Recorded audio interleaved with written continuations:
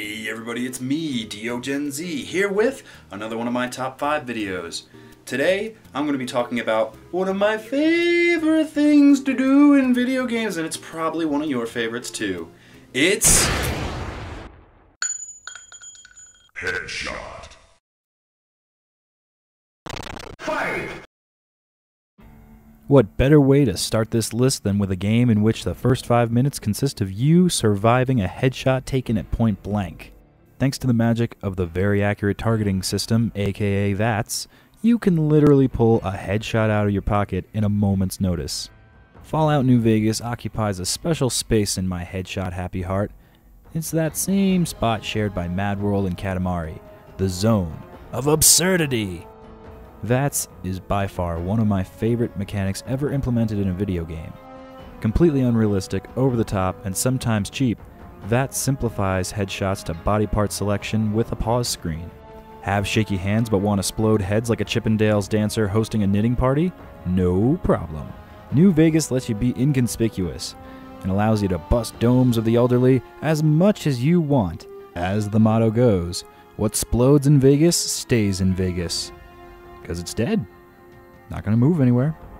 Plus, if that wasn't good enough for you, here's an extra bloody mess perk to throw in for even more bits of gore that will shower out from your unsuspecting victims.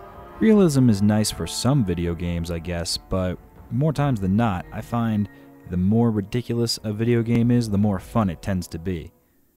4. During my high school days, Metroid Prime Hunters was my primary concern. Who could care about homework when there was headshots to be had? I versed my friends daily. Stable online and a selection of unique characters made for substantial replay value. Inevitably, one of my comrades would choose Trace, the camouflaging laser sniper, and it was then that sporadic bunny hopping became necessary. If you were lucky enough to dodge the red laser of doom, you had a pretty good angle to trace back to your camping friends. Thankfully, the laser sniper wasn't restricted to any one player, so when everyone grabbed power-ups, it was time for lasers to your face. In space.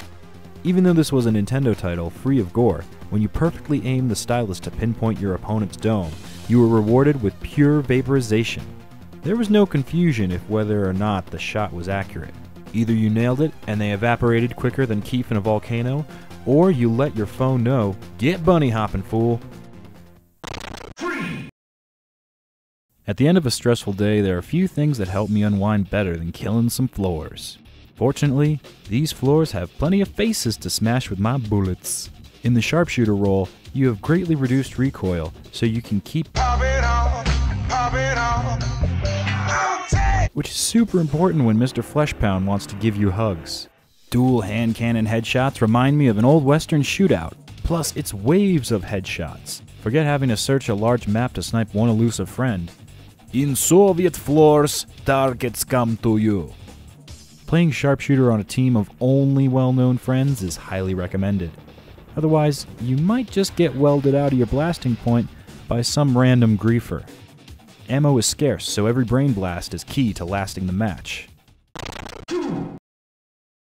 Honestly, I thought this game's story was garbage. But this isn't the story award, so really the only reason I made progress in this game was to open up more areas of the island, because within those areas lie more targets for my Crimson Destroyer.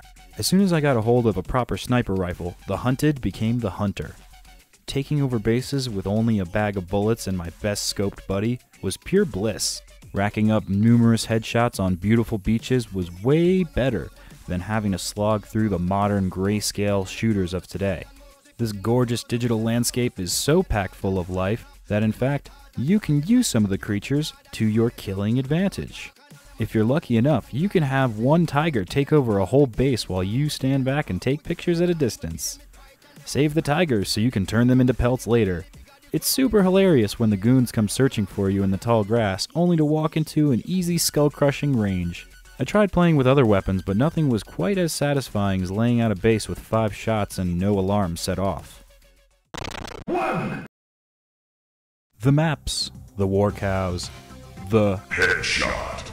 Baiting innocent NPCs into close range is one thing, but blasting a pal's cranium at the fast pace of Unreal is really beyond compare. If you can consistently headshot in this game, consider yourself a pro. I'm personally not great at sniping in this game, but maybe that's why it's much more rewarding to me.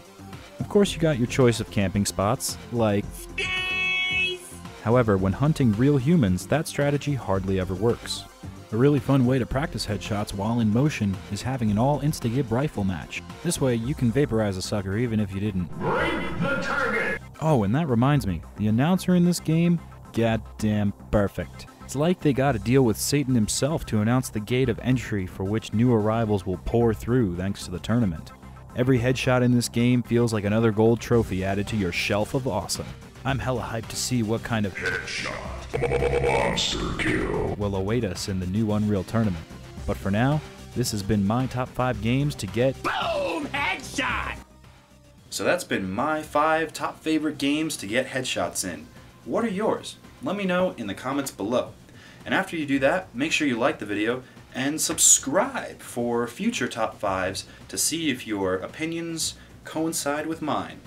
I've been DeoGenZ, and I'll see you in the future.